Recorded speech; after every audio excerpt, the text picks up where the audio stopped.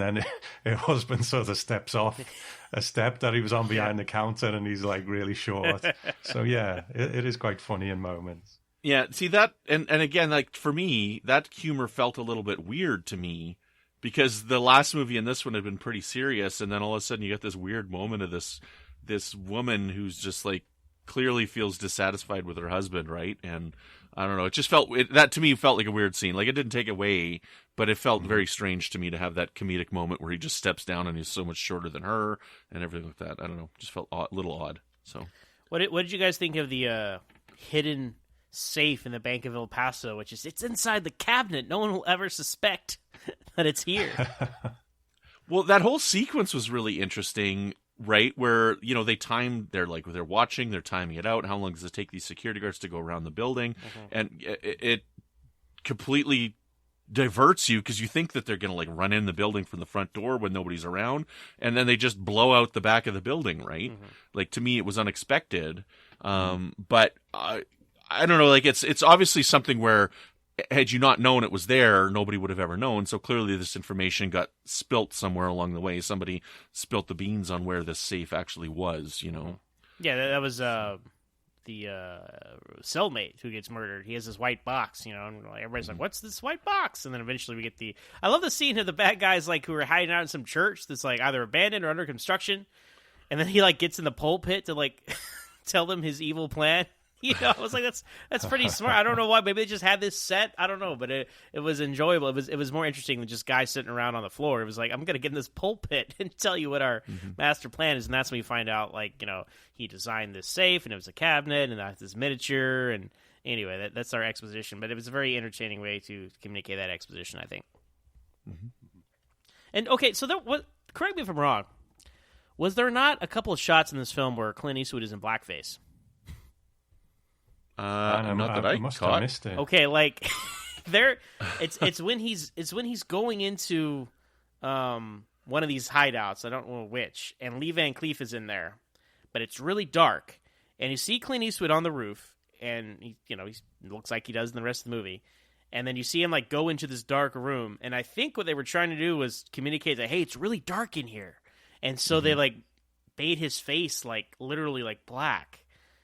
And then, I didn't catch it. I missed it if they did. Yeah. But that's what it would have been, because these were all filmed as Day for Night, right? Well, no, actually, this one was not. The first one was. There was a lot of Day for Night in the first one, but this one there's a lot of just Night for Night. You know, they had a budget now. But I was like, I've never thought about that, and that's a kind of finicky thing, I guess, especially in this day and age. But there is a look in the middle of the movie. Lee Van Cleef kind of turns on a candle. What a stupid thing to say. He lights a candle, some kind of match, and then you see Clint Eastwood and he's fine. But I think there's a couple shots in there where they tried something, you know? And I'm like, all right, you tried something, Spaghetti Western. Good for you. That was just like, I actually rewound it because I was like, that is bizarre. What is going on here? Did I miss something? Is he hiding? Is it Arnold Schwarzenegger Predator style? Is he covered in mud trying to hide from somebody? That was not the case. But anyway. Yeah, those Italian Mexicans sure got the infrared, the down infrared, pats.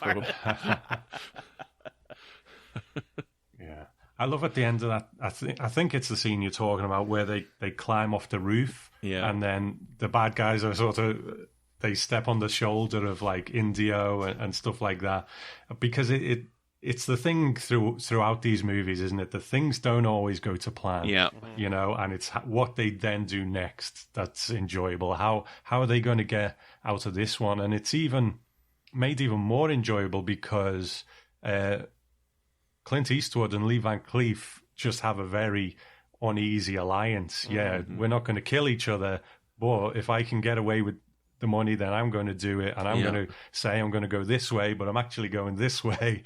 So that adds an extra layer to it as well. Mm-hmm. Yeah, that was really fascinating. I love that when he steps down and he steps on the guy's shoulder, and then he quickly thinks to throw the bag away. Right. Yeah. Right, and hide it in the tree so that they can't find it.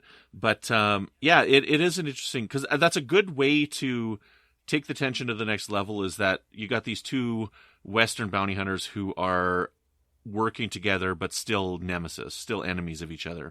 They're like, we got to work together to solve this because it's not a one-man job, but I don't trust you. And they had their moment of bonding, with the hat shooting. With the hat, yeah. That's we get all that, and at the end they're kind of sharing a drink, talking about everything, and I think that was an important kind of turn for them to be like, all right, they're working out the specifics of the deal, like, oh, he's worth 10,000 if I get 4 of those guys, and that kind of thing. And then ultimately at the end, we find out that it really wasn't even about the money for Lee Van Sheep. It's about revenge for his sister's death, and he lets Joe, whatever his name is in this movie, take all the Monka, take all the money. So okay, so let's talk about this. That was 40-year-old Mulberry Joe. Yeah. So that was a very intense, unexpected thing to see in this film, like the rape suicide scene. Do we have thoughts on it, guys? You're right, and I think that's why I kind of love the Italian stuff around this time. I know I keep bringing it up, but with the horror movies too, I think even by this point in America and probably whatever England were bringing out as well, things do become formulaic. And, okay, you got to have 3 acts, you got to have a love interest, blah, blah, blah. Whereas the Italians at this time were just so experimental, and they didn't really care about whether things were too violent or too shocking. They just went with it and they just did it. And that's why I love it, because you never know where their movies are going to go. Whereas even now, most movies you can kind of see how it's going to end up. You know what I mean? But with the Italians, they were just doing whatever they wanted. But I think I said last time round that I didn't feel like Sergio Leone had really arrived yet. He was still kind of getting his stuff together. I think this time he was a bit more confident as well. So he was trying new stuff. He was trying, these crazy editing techniques. Even the shot of the guy on the horse at the beginning who sort of goes across and it's like, bang, then he's gone. It's just all about subverting expectations. So, yeah, it was a shocking scene, and then she ends up killing herself. Mm-hmm. So, yeah. Yeah, at the time, I guess when watching it, I didn't really realize the importance of it like you're bringing up here, Zach, but I think maybe that's part of the reason why these are so culturally relevant and so important as the spaghetti Western, is because they were doing things that they couldn't do in Hollywood, and people longed for that, but the MPAA code, right, wouldn't allow this kind of filmmaking to happen at that time. So that's probably part of the appeal that viewers had for these films. Yeah, I mean, it certainly would have got an X rating or something in America, and that's why they cut it out of a lot of scenes and stuff. So, but it's more authentic too, because this is the Wild West. Some horrible things happen back there. These are villains. These are terrible people. So, and that the Indio, right, his character, he's a lot more well defined and fleshed out than that same character from the previous film, where he was just like the ringleader of the brothers, basically, in that film. Or this one, like, he's got a plan, he has a history with some of the characters, he's done some bad stuff. I mean, he straight up murders this entire family, when he first gets out of jail, because it's like the guy that sold him out to, put him in jail in the first place. Like he brings the wife and baby into, and then they take him outside and we hear them get shot and then he kills the guy. I'm like, this guy is hardcore across the board here. So yeah, just a despicable villain, and we love to see him get his comeuppance at the end. Mm-hmm. Excellent. Yeah. This is a really well done film, and it while I say that it felt different than the last one and doesn't feel like the same character, like that, I think that almost makes it a better movie. That's part of the reason why it's a better movie, is because it's trying to be its own thing, and it's not trying to, remake something that's come before. And I really like that. I like that a lot. So, Tom, is there anything else that you want to talk about that we haven't mentioned yet? I don't think so. Man, I really enjoyed this watch, though. It's been a while since I've seen it, and I forgot. Maybe I like it more than I used to, or I just forgot how much I enjoyed it. I really feel like things are starting to come together. The music is a lot better. This is a lot more recognizable as a Morricone sort of score, and it's like, okay, everyone's saying, it's almost as if the first one was a test run, And this is it. Like, okay, we know what we're doing now, you know? Mm-hmm. Zach, anything else you want to address here?